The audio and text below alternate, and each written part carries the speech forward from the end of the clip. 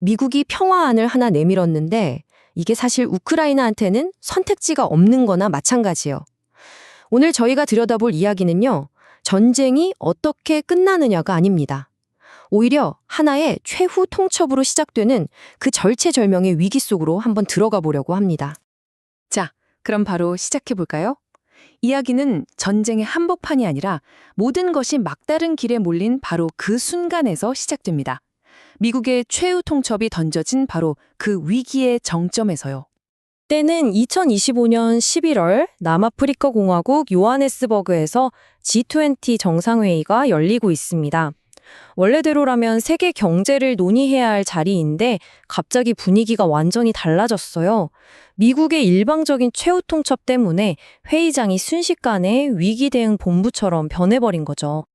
당연히 미국의 오랜 동맹인 유럽 국가들이 가만히 있지 않았습니다.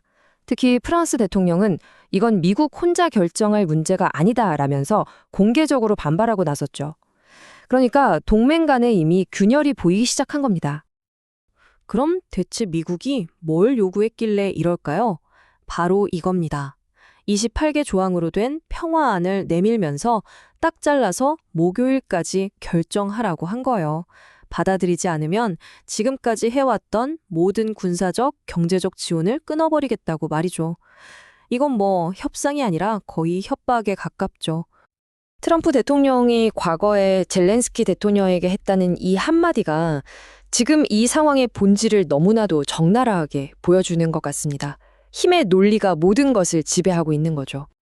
자, 그럼 그 평화안, 그 평화의 대가로 우크라이나가 뭘 내놓아야 하는지 한번 조목조목 뜯어보겠습니다.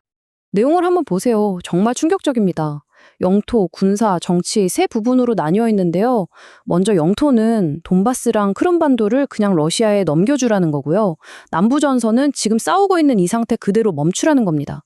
군사적으로는 병력 규모를 60만 명으로 제한하고 그토록 원했던 나토 가입은 영원히 포기하라고 하고요. 이게 끝이 아니에요.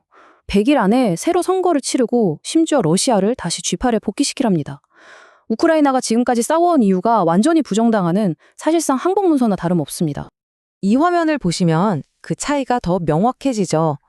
왼쪽이 우크라이나가 원래 원했던 평화안이고 오른쪽이 미국이 강요하는 안입니다.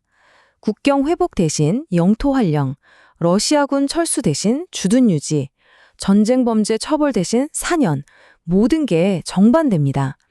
이건 뭐 같은 평화라는 단어로 쓰고 있지만 완전히 다른 두 개의 세계인 거죠. 상황에 이렇다 보니 젤렌스키 대통령은 그야말로 최악의 딜레마에 빠졌습니다. 밖에서는 미국이 압박하고 안에서는 또 다른 위기가 터지고 있었거든요. 젤렌스키 대통령 본인도 이 상황을 이렇게 표현했습니다. 국가의 자존심, 즉 존엄을 지킬 것인가? 아니면 국가의 생명줄인 최대 지원국을 잃을 것인가? 정말 끔찍한 선택의 기로에 놓인 거죠. 그런데 진짜 문제는 이런 외부 압박에 저항할 힘마저 내부에서부터 무너지고 있다는 겁니다. 최악의 타이밍에 그것도 대통령 최측근이 연루된 초대형 부패 스캔들이 터져버린 거죠. 이른바 민드치 스캔들인데요. 젤렌스키 대통령의 절친한 친구가 국영 원자력 회사에서 무려 1억 달러, 우리 돈으로 1,300억 원이 넘는 돈을 빼돌렸다는 혐의를 받고 있어요. 당연히 국민들의 지지율은 바닥으로 곤두박질 쳤고요. 더 큰 문제는 미국이 바로 이 스캔들을 약점으로 잡고 평화안을 수용하라고 더 강하게 압박하는 지렛대로 쓰고 있다는 겁니다. 이런 상황에서 최전선에 있는 한 군인의 이 한마디는 정말 가슴을 후벼 파는 것 같습니다. 목숨 걸고 지킨 땅을 그냥 넘겨주기 위해 우리가 싸웠던 거냐? 이 모든 희생은 대체 무엇을 위한 것이었냐고요.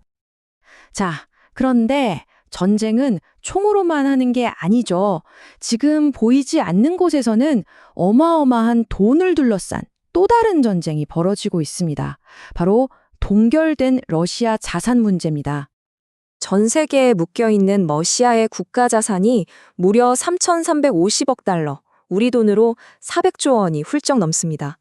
이 돈만 있으면 우크라이나 재건 비용을 대고도 남을 텐데 이걸 쓰는 게 법적으로나 정치적으로나 굉장히 복잡한 문제거든요. 그래서 유럽연합이 아주 기발한 아이디어를 하나 냈습니다.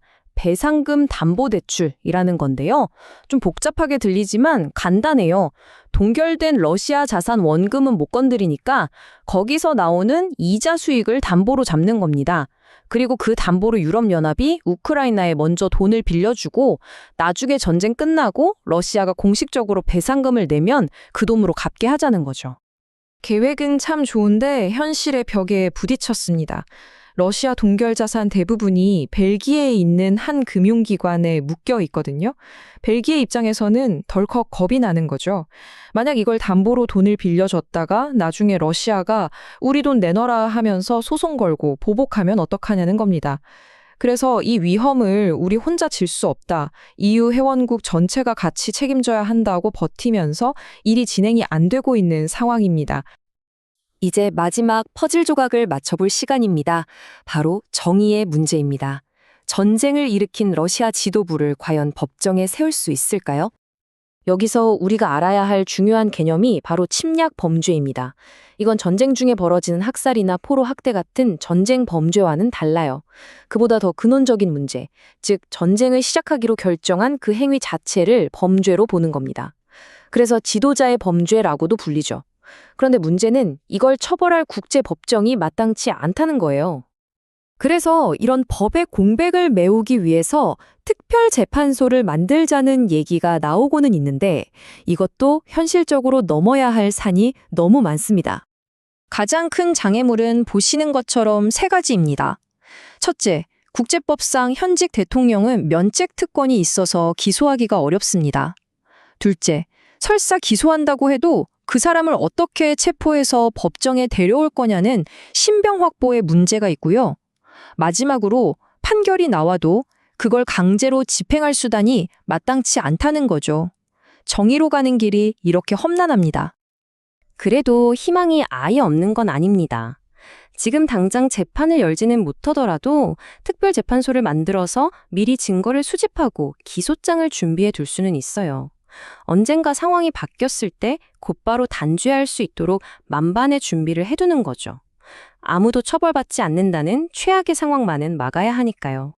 이 모든 이야기를 따라오다 보면 결국 하나의 무거운 질문과 마주하게 됩니다. 강대국의 논리에 의해 평화가 힘으로 강요될 때 그 진짜 대가는 과연 누가 치르게 되는 걸까요? 어쩌면 우크라이나가 처한 이 불가능한 선택이 그 질문에 대한 가장 아픈 대답이 될지도 모르겠습니다.